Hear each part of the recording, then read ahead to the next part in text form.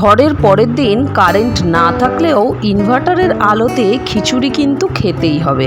নিয়ে নিলাম 2 কাপ মুগ ডাল, সেটা শুকনো খোলায় ভেজে নিয়ে এদিকে গোবিন্দভোগ চাল 2 কাপ নিয়ে জলে ধুয়ে ভিজিয়ে রেখে দিলাম। ফোড়নে দিলাম 5 ফোড়ন, শুকনো লঙ্কা আর আলু নুন হলুদ দিয়ে খুব ভালো করে ভাজা ভাজা করে নিলাম। এবার দেব 2 টিস্পুন আদা, তার সাথে জিরে গুঁড়ো, খুব ভালো করে রসিয়ে কষিয়ে নেব। দিয়ে দিলাম একটা গোটা টমেটো। এবার ভাজা ডালটা ভালো করে ধুয়ে নিয়ে দিয়ে দেব।